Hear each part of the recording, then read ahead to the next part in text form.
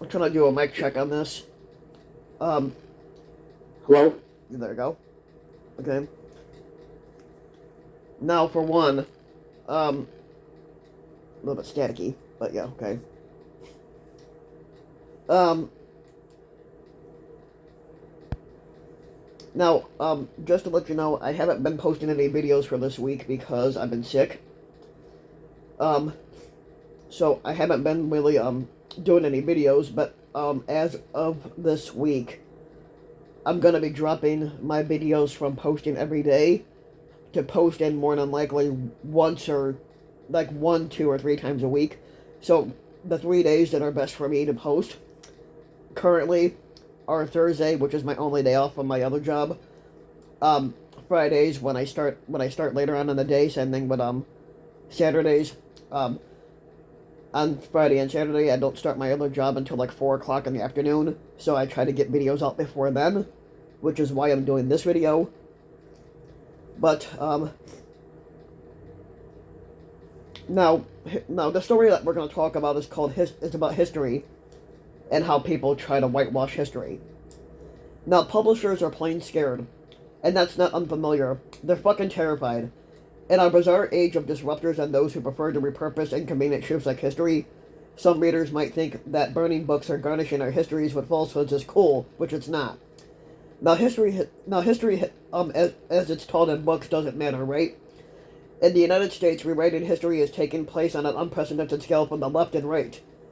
Whether it be Steven Spielberg's edit of the 20th anniversary of a edition of E.T., which is not history, but it is the film's history, or the restricting previous book publications, we're rapidly losing our collective past. Now libraries are poorer, and so are we. The novelist and screenwriter Sidney Sheldon called libraries the storehouse that fuels our imagination.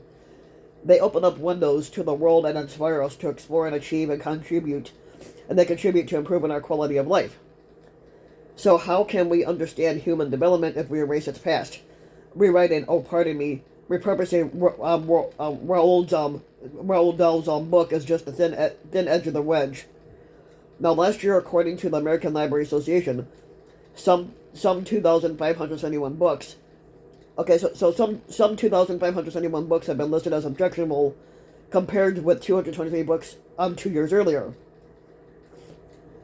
Now, another 1,586 books have been banned or restricted already. Books have been banned or restrictions have already been in place, according to the PEN America, which focuses activities on free speech and literature. Now, the top-ranking states banning or restricting books in schools in order of any bans or restrictions are Texas, Pennsylvania, Florida, Oklahoma, Kansas, and Tennessee. Now, still, Tennessee has put forward legislation to make it a criminal offense for publishers to provide books to schools that the states want banned. Now, among the restricted or banned books in these states are biographies of Rosa Parks, Nelson Mandela, and Martin Luther King. Dr. Martin Luther King, basically. No wonder fear saturates publishing. Do people really want their children to attend a school where these pivotal figures who stood up against the excesses of racism and bigotry are not taught in the context of their times? Now, pandering to book banning or restrictions infringes on the education system's ability to teach appropriate material for each age group, and this includes material that underlines the history of how we became more civilized. And that's my fucking gripe right there. As a person like me who likes to research, I definitely know that the past matters, and history itself matters, but most significantly, context matters. E.T. was one of the greatest films ever made for our family viewing. Now tell me, fucking tell me, please, why the police pointing guns at Elliot and E.T. is scarier than the gun violence over 300,000 Americans, over 300,000 American school children have endured since Columbine. Oh fucking silly me! That's an inconvenient truth.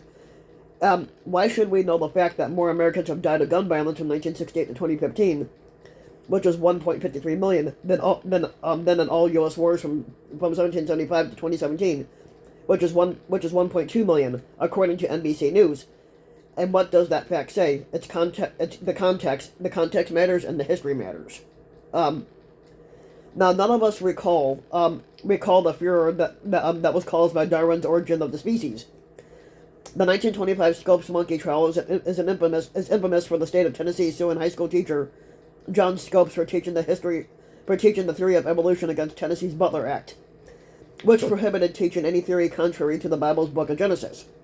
Now, back then, the trial was considered an argument between fundamentalists and modernists, but there was still a debate.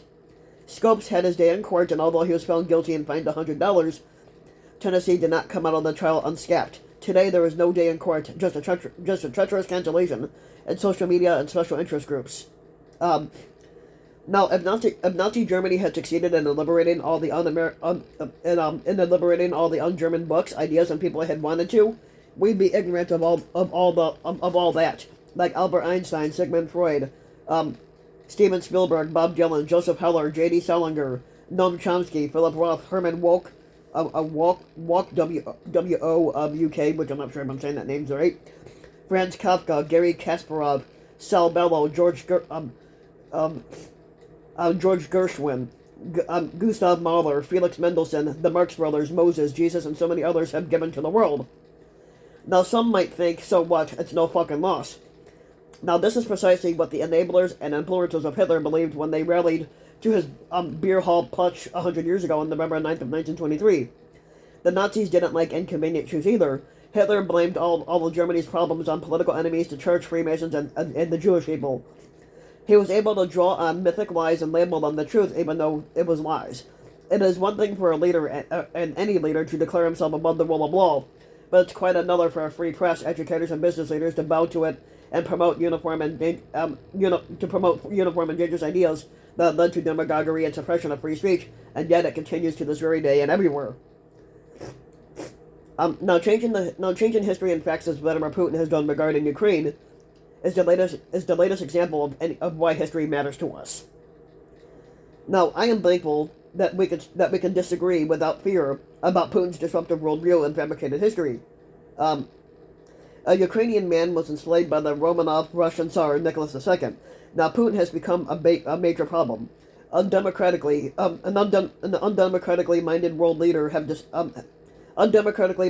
leaders have decided that they can change their past by denying it. Now, others believe that they can simply cancel opposing views to their own. Now, since when has America given up on the right to free speech for all? Now, canceling voices that disagree with their own as writers or leaders of thought and opinion is a weaponization of the fears and even the hopes of those who listen to us.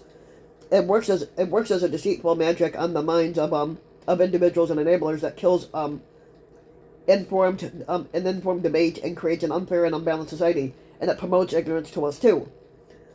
Now, democracy fucking matters, and facts fucking matter, so does fucking history. But let us learn to respect our knowledge. Now, let's learn from our past mistakes and triumphs and not color them with some wicked paintbrush to convince others that we're right. Ignoring the facts, let's not reinvent definitions for existing words that are diametrically opposed, calling the truth a lie, or we shall never become better people and live healthier, happier lives, and leave a less fractious and safer planet behind us for our children and grandchildren. Now, if you like the video, you can give the video a like and subscribe to my channel, RBW King. You can also hit the notification bell so that you've been notified when a new video comes out. And if you want to support my work even further, you can donate to my Patreon link, which you can find in the About section of YouTube, and just for little as a few bucks a month or a video, your donation can go a long way. But also, like I said, you can leave a comment, let me know what you think. And I'll be back in the next day or so to do more videos, and I'll see you then.